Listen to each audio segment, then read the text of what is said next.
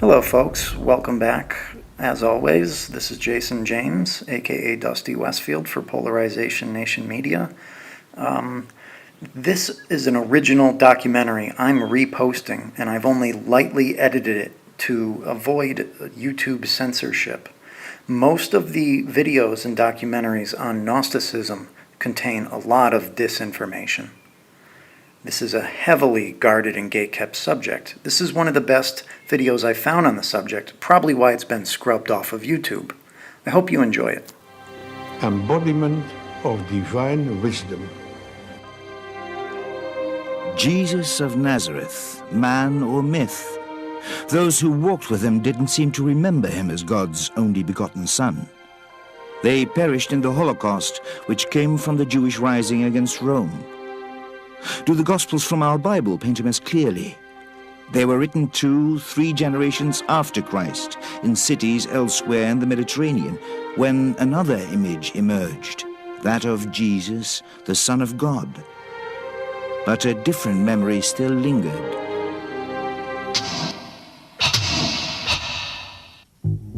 The Middle Ages, the south of France. Briefly and for the last time, a different faith stands up again of Christians with another view of Christ. People the Church considers heretics, worse than devils.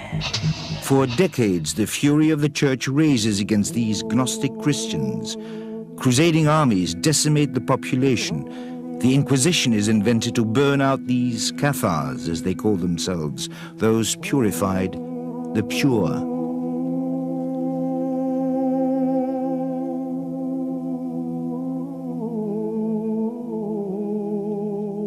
After many centuries, people now start remembering these Cathars and visit the places where they suffered.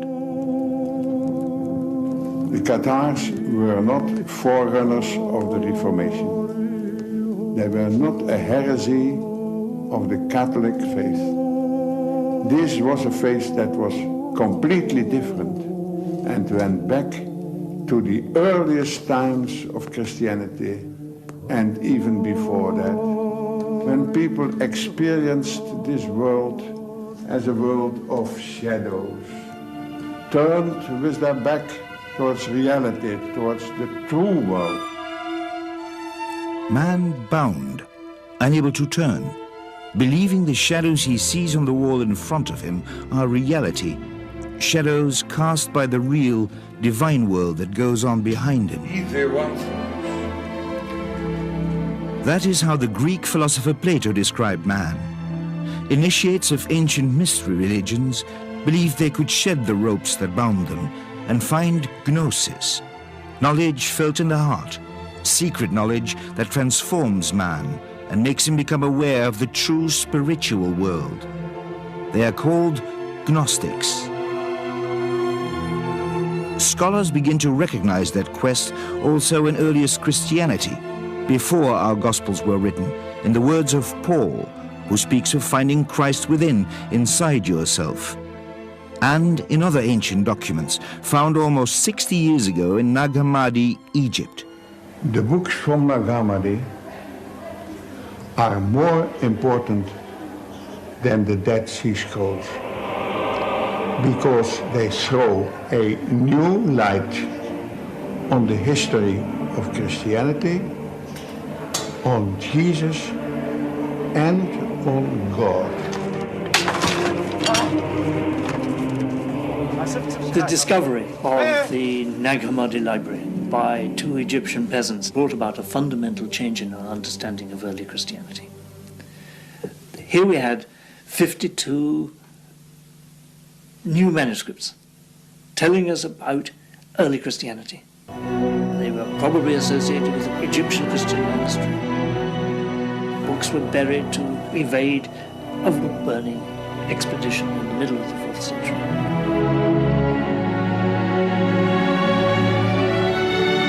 It's just given us a whole wealth of information, and I find it astonishing, really, that the Christians haven't run out everywhere and wanting to read the Gospel of Thomas and all these other marvellous scriptures which have come to light. And I think it says something about how powerful the hold of the Roman Church was, but that it's still pushed outside, they're still regarded as heretical and dangerous. And of course they are. They are heretical and they are dangerous from the perspective of the literalist church because they turn the understanding of the literalist church inside out.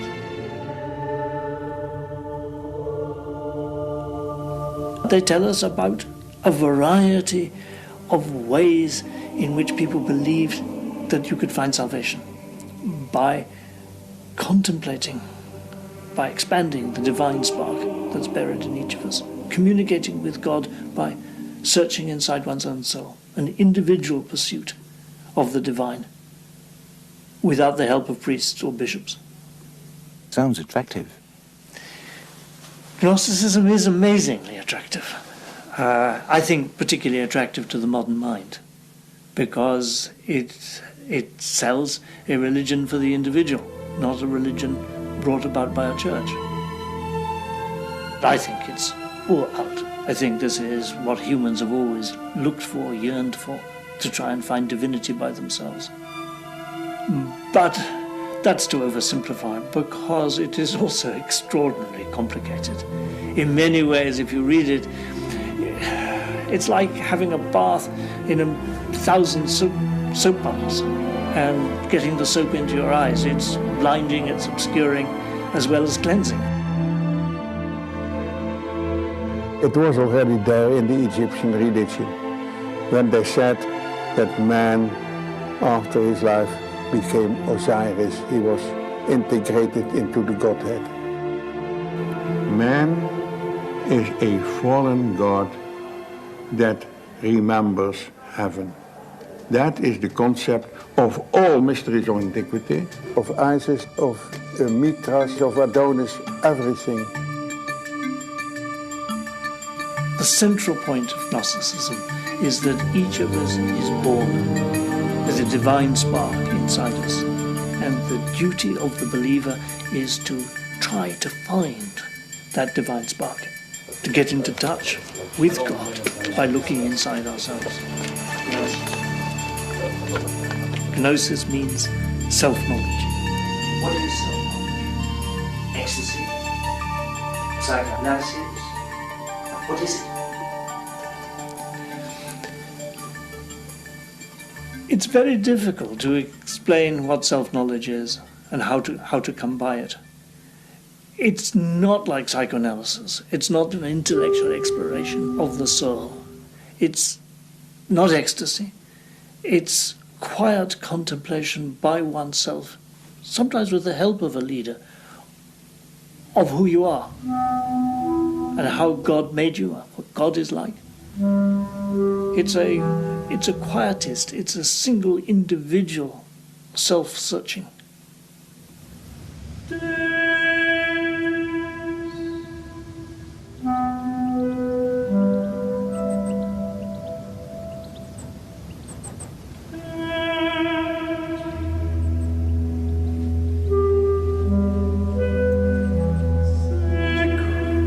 Basic idea that underlines Gnosticism or mysticism is that we're stuck in our ideas about what life is and about who we are.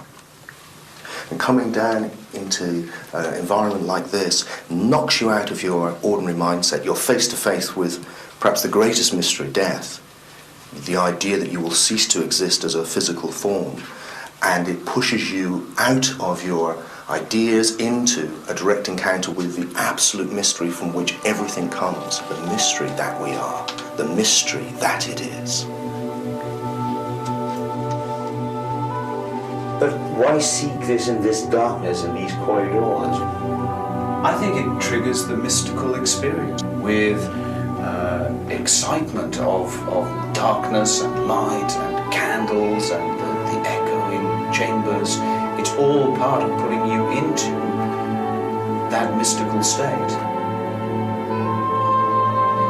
As Aristotle says about the mysteries, you don't go there to learn something, you go there to experience something.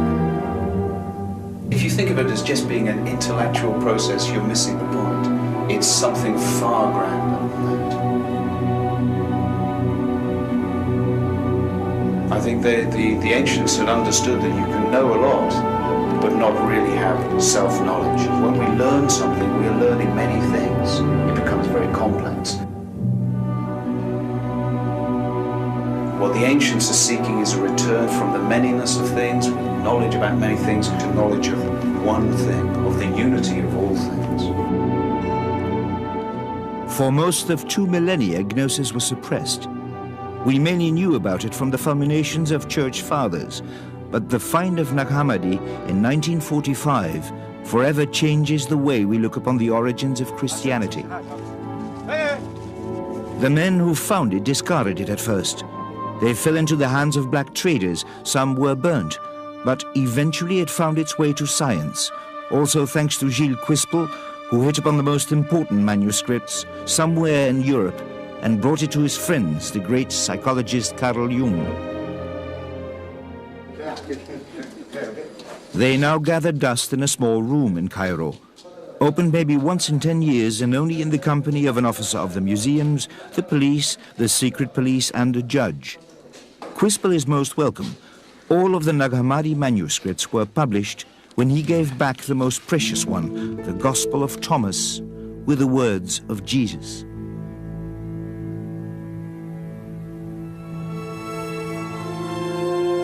It starts with the word, these are the words that Jesus, the living, spoke.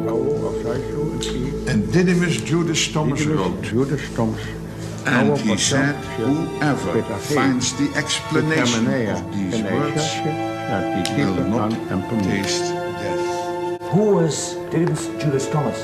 Didymus Judas Thomas, which means Judas the twin, was one of the brothers of Jesus. Later church tradition turned Thomas into the apostle who could not believe Jesus came back in the flesh, stigmata and all. Doubting Thomas, who is now said to be the most faithful disciple of his master. Who best understood his brother. According to the Gospel of Thomas, yes. He's understood not to be Jesus' twin brother on a literal level, but rather that whoever reads this gospel is to understand that he or she can come to recognize himself as Jesus' twin.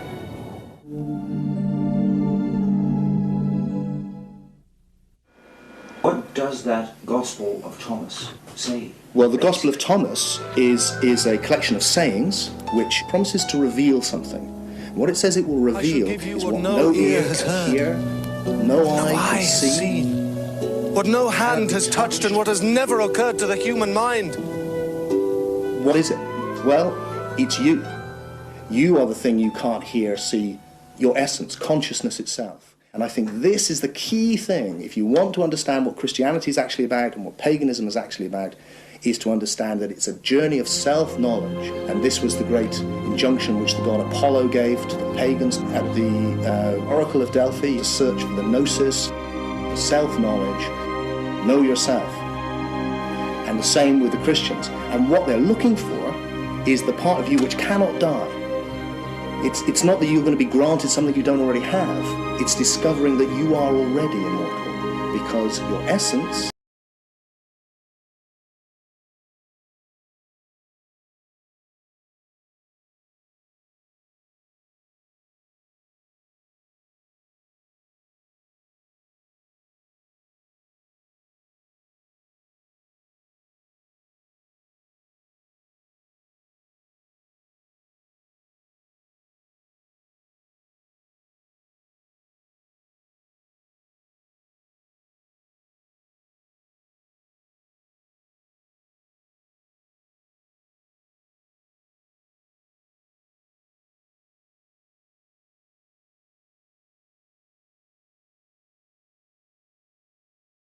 one thing. So all human beings are images, or the word they use is eidolon. They're an image of the one daemon or spirit. A reflection of the divine. Not a reflection so much as the divine become conscious of itself.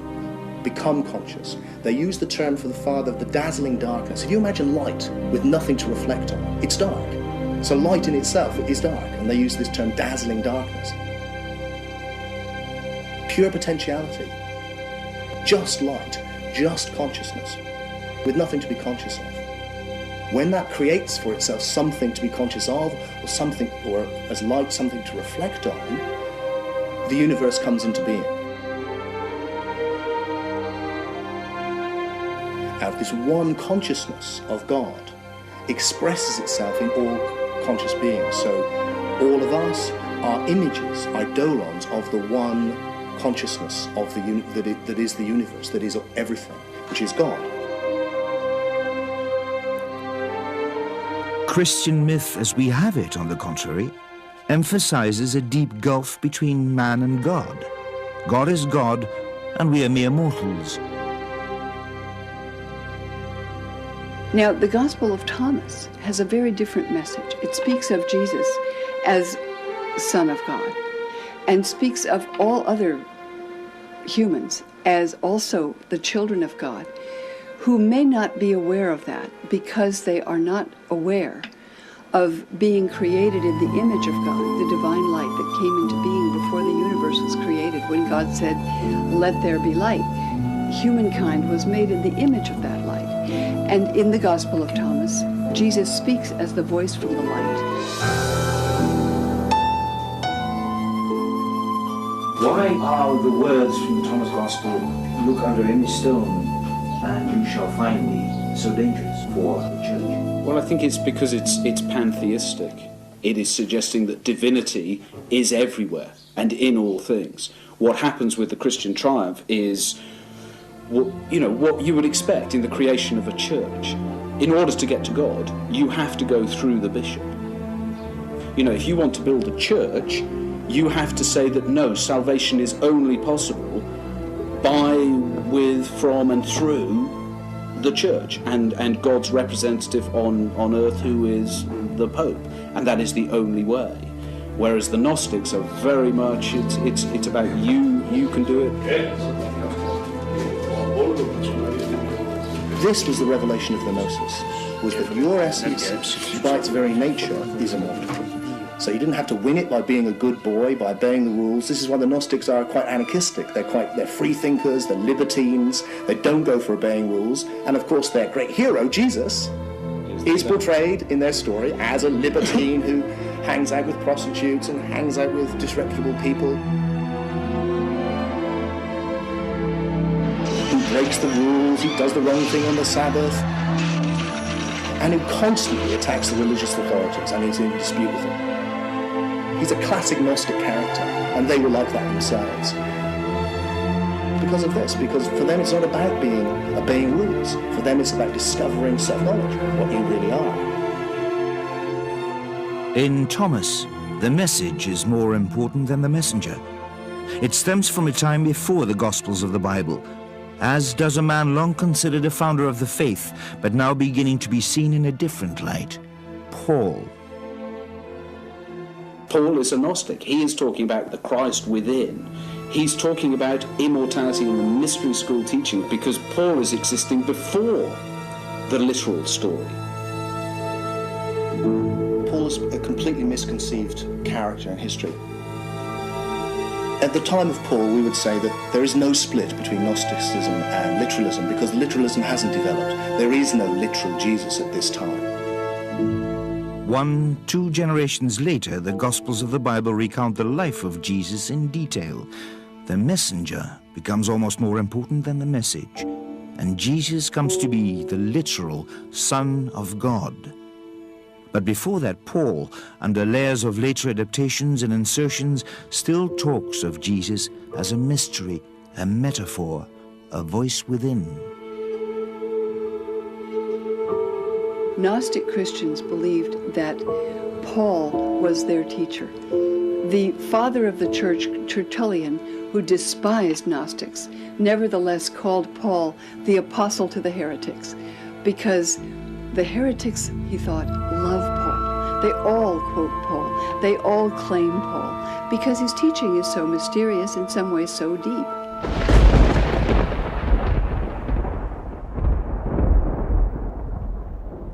It is the God of the Old Testament, of an eye for an eye and a tooth for a tooth, a jealous God. All their stories seem to revolve around a deep dissatisfaction with the present world, because it was created by an inferior God. How could a perfect God have created this mess?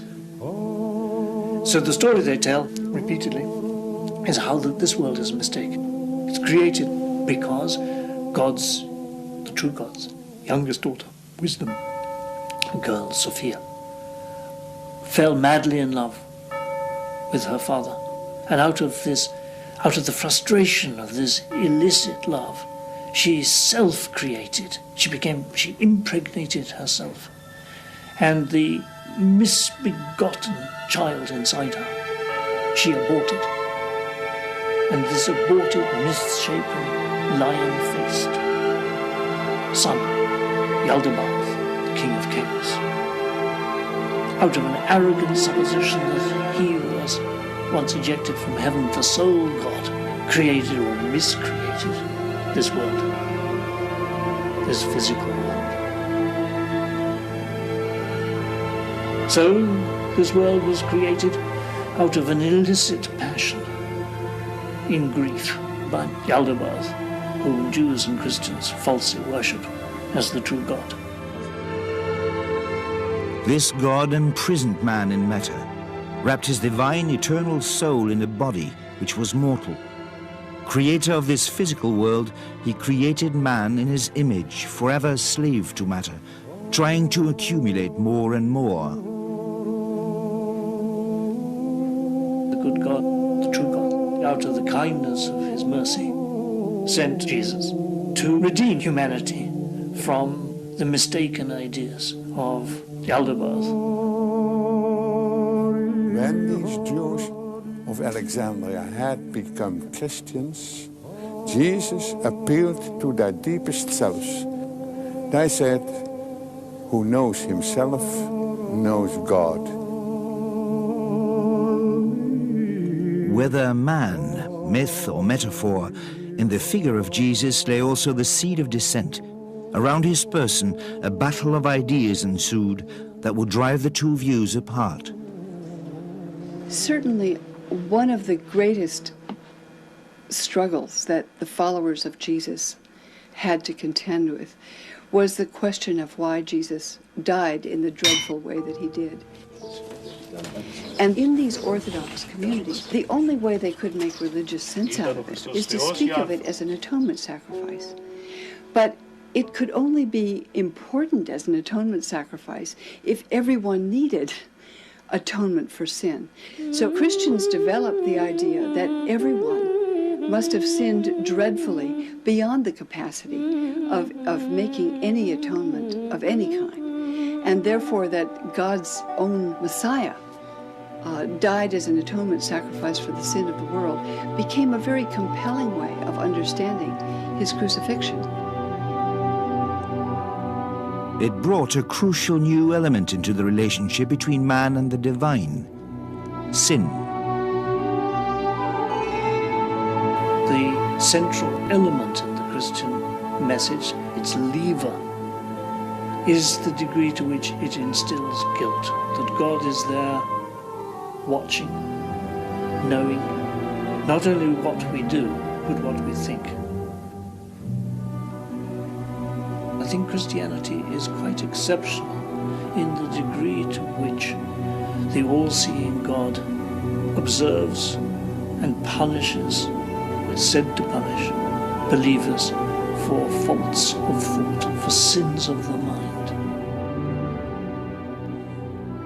Sin and guilt gave rise to a creed in which hell became imaginable, fear of God, and admonishments of priests. It was not an idea the Gnostics wished to share.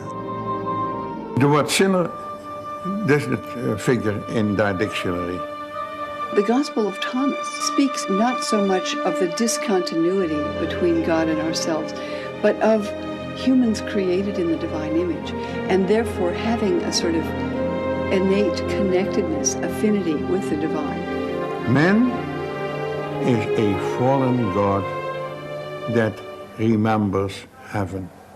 That is the concept of all mysteries of antiquity and also of gnosis. The word sin doesn't find a place. That doesn't mean, of course, that we're sinless or divine, but rather that we can find our way to God when we find our way to ourselves. And for what sins we commit or what wrongs we do, there are means of redress. But to make sin so essential that Jesus had to die to redeem us, argument focused on an ancient myth, Adam and Eve, and the first sin which made man mortal. Christians dwell upon the sinfulness of Eve, the wicked woman, much more than Jews do.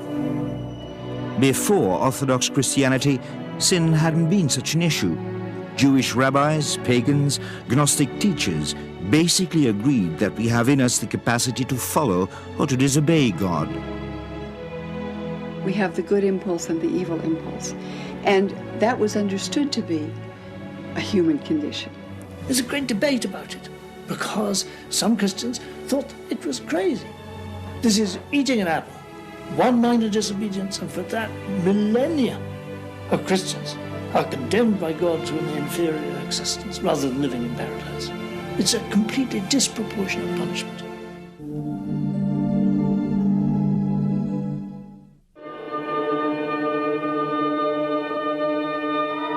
Only in later Christianity, that idea of inherent human sinfulness, original sin, develops, especially by Augustine, in the 4th century.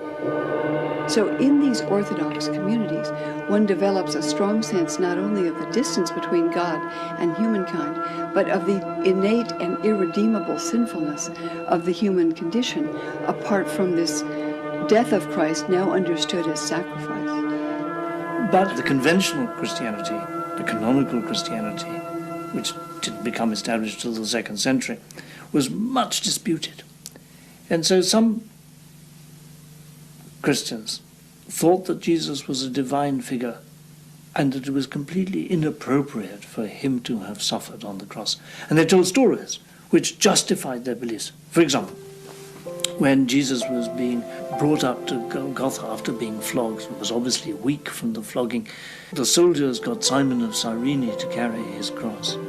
And Jesus, seeing this as a perfect opportunity, swapped identities with Simon of Cyrene, so that it was Simon looking like Jesus who was crucified, while Jesus, looking like Simon, slunk off in the crowd, went up to heaven, and hovered above the cross, laughing at the success of his deception.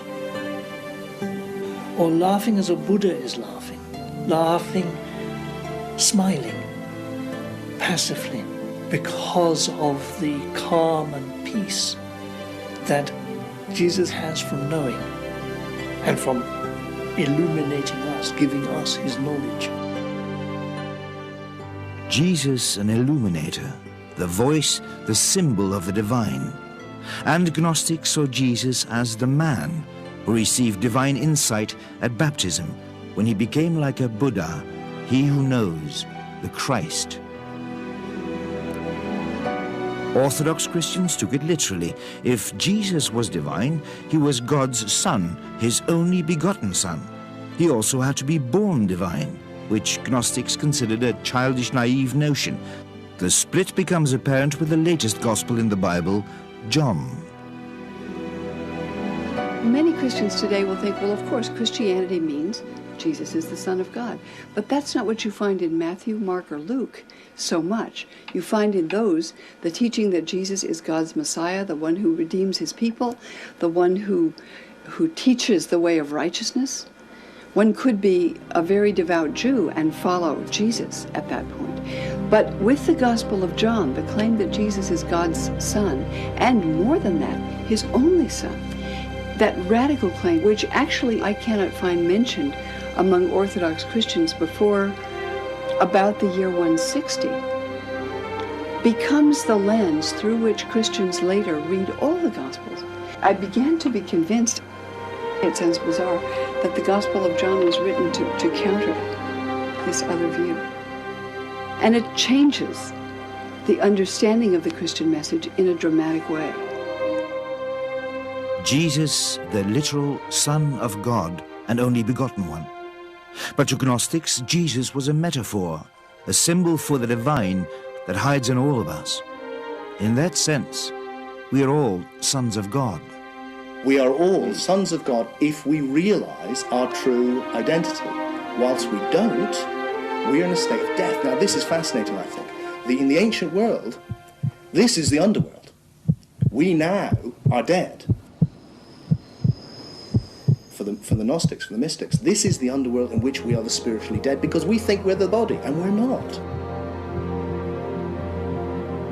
We are God, if you like. We are the one consciousness of the universe. We mistake ourselves as these individual bodies with all of the problems that come with that.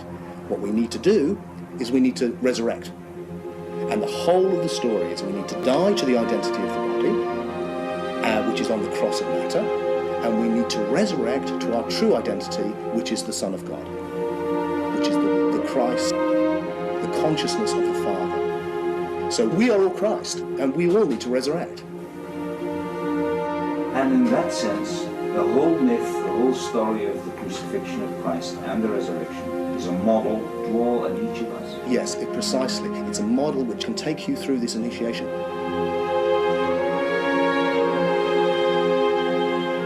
But again, this difference. With the literalist Christians, very quickly this becomes the rather macabre idea that at the end of time, somehow you will resurrect into your body and will be a physical body again. Because that's what they think happened to Jesus. It's a natural correlate. He came back in his physical body, having died literally, and that's literally what will happen to you. Or if it will happen to you if you understand the Christian message. The Gnostics, of course, are saying the complete opposite. If you don't understand the Christian message, you will come back into a body through reincarnation. If you do understand the Christian message, you will realize that you are not the body in the first place, but you are the Christ. We are all one, and there will be no need to go through this circle of reincarnation. Almost a different faith, an opposite approach. Which came first? Which was the origin? We have the literalist Christian Polycarp. A few decades later, in the middle of the 2nd century, we have Tertullian saying that the followers of the Gnostics fill the universe. So you get this idea, actually, rather than this literalist church, which is the traditional picture, of course, that the literalist church followed from the apostles, Peter and all those characters, and that the Gnostics were a much later deviation that kind of went pagan. What we're suggesting is actually it's completely the other way around. Gnostic Christianity was widespread in the 1st and 2nd centuries and was crushed by a literalist church which turned on its origin. Orthodoxy, as we know it, arose after Gnosticism, and to a large extent Orthodoxy was a reaction. It defined itself by what it is not. Christianity defines itself by what it opposes. By opposing Gnosticism, it gradually defined its own terms. From a wide variety of dozens of Gospels and writings, and 7 or 8 generations after Jesus lived, early Orthodox Church Fathers began selecting the few which would shape the New Testament and define the creed. I think it's in the face of terrible danger, the threat of persecution that impelled concerned Christian leaders to try to find the basic teachings on which they felt all could agree. In this selection, overt Gnostic views, elements too complicating for a literalist view of Jesus, were laid aside.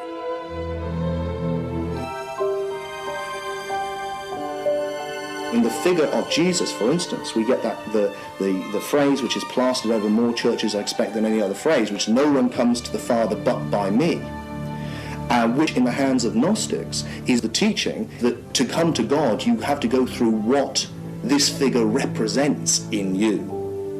And this is Paul's message. To come to God you have to find the Christ within as an allegory of truth. But it's literalism which goes, no, this is the only way. And I think once you have this idea of a literal incarnation of the Son of God, not a mythic incarnation of the Son of God, then the correlate of that is that for their own good, you must save the souls of others, and everyone must be led to believe this, or forced to believe this indeed, for their own good. So you get a divine injunction to be authoritarian.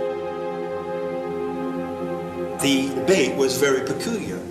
Christians took everything personally, because that is the nature of Christianity.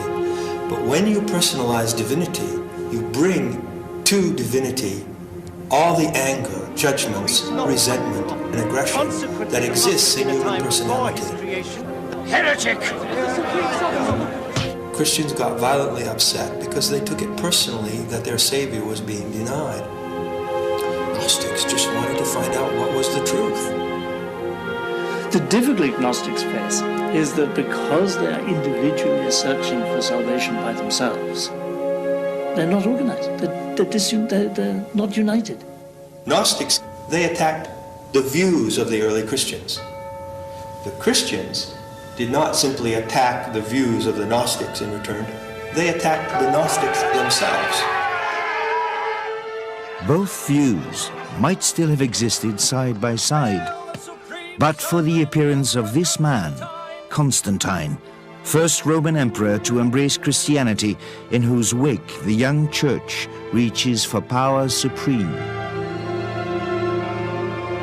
The story goes that Constantine had a vision, a dream, in which he saw the sign of the cross in the sky, and he was convinced that if he became a Christian and used this emblem for his troops, he would win a battle against his rival pagan emperor.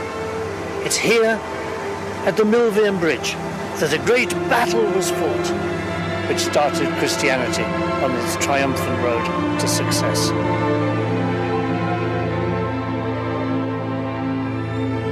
The Council of Nicaea 324. Emperor Constantine settles all differences about the creed. Fellow ministers, we believe in one Lord, Jesus Christ, the Son of God, God from God. 3 centuries after he lived, Jesus is proclaimed to be the Son of God by imperial decree. All other opinions are forbidden.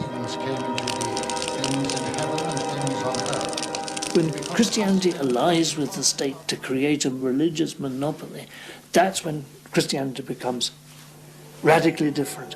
One would say triumphant, successful, but for the fact that once the church is allied with the state, it begins to commit the very crimes that it has complained about for the first 300 years of its existence.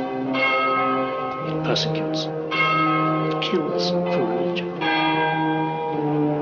It has to become a hierarchical, oppressive institution. Of course, you could defend it and say it's in the interests of the masses that a particular brand of religion is forced on them. But it's not my fantasy, my imagination of how religion best proceeds. It's interesting, isn't it, that soon after his conversion, the Emperor Constantine gave glorious gifts to the churches at Rome, St. Peter's and St. John Lateran here, solid life-size statues of Jesus and the apostles, so that soon Christian churches looked exactly like pagan temples. And this is merely one straw in the wind of the wealth that the church acquires throughout the 4th century. Is the church corrupted? Yes. Does it preserve a sense of its origins, the sense of the importance of poverty? Yes. So the church is split between the poverty and abstinence of the monks and the wealth of the bishops. But even then the bishops maintain a sense, a memory of charity, of virtue, the best of them. So it's always torn, it always has this tension inside it. Jesus, whatever else he did not set up a church, left no instructions for a church. It's a later fiction designed to bolster the power of the Catholic Church. It's simply inconceivable that Jesus, a simple man from Galilee, set out to found a universal church. Hang on. What happened with Jesus handing over authority to Peter? Well, again, these legends are so fictitious that they didn't make it into the New Testament, like the donation of Constantine. The donation of Constantine is a fake. This was a document which was claimed by the Roman Church in the medieval period to be the contract written out by Constantine on his deathbed. Here, I give you the empire for safekeeping. Now, when this was revealed to be a forgery, this started the whole Protestant Reformation. In some ways, all that Peter and I have done is listen to the losers. They were destroyed in the 4th century. We've gone back and said, well, just because they lost that battle, just because the Roman Church, with its idea of an historical Jesus and a literalist religion, took over, doesn't mean that they've got the accurate version of events. What happened to the losers? Well, they were eradicated. Everybody who knew the different story, which is the Gnostics, the pagans, were banished from the empire. The temples were pulled down, the philosophers were killed, were banished, the books were burned. I mean, if Christianity was God's favourite religion, then you would have thought when it triumphed, we would have entered a golden age. But instead, we entered the Dark Ages when people forgot even how to make brick houses. And we had to wait until the Renaissance, when all this pagan learning came back in Italy, in Florence. The books of Plato, which had been banished for 1,000 years, came back, the Hermetica, and suddenly Botticelli was painting pictures of pagan gods, and we call it the rebirth of Western culture, because this is when we got back to the place we had been before Christianity triumphed. Belief in the Jesus story was originally only a first step in Christian spirituality, the outer mystery. The significance was to be explained by an enlightened teacher when the student was spiritually ripe, a mystical knowledge of God beyond mere dogma. Although there are many great Christian mystics of later centuries who have intuitively seen through to this deeper symbolic level, as a culture we've kept only the outer mysteries. It seems to me we have kept the form, but we have lost the meaning. As churches become empty, people seek elsewhere, sometimes as far as the other side of the world, not realizing an ancient tradition which sought the same lies deep within our past and addresses similar people. Certain fathers of the church, like Irenaeus in his famous 5 volumes against the heretics, attempts to identify Gnostics and say they're really not Christians, they're heretics. They have special characteristics. First of all, they love to read and interpret Scripture. Second, they look to their own intuitions, revelations, and dreams and believe that they are receiving intimations about the divine. Third, they are constantly seeking. They're continually open to new exploration. Now, one could have said the same about people that are called New Age, but certainly philosophers were expected to inquire and keep asking. Asking, one finds a tradition eradicated, interrupted for many, many centuries, complicated for us today, sometimes bewildering. All of this is pretty difficult to comprehend for modern man. Dear friend,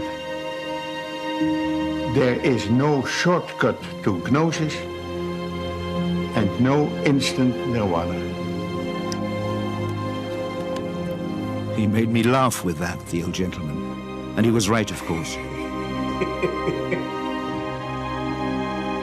Every great world religious tradition, whether it's Hinduism, Buddhism, Islam, Judaism, has both the teaching for everyone, exoteric teaching, which every adherent of that faith is supposed to follow, and esoteric or mystical teaching.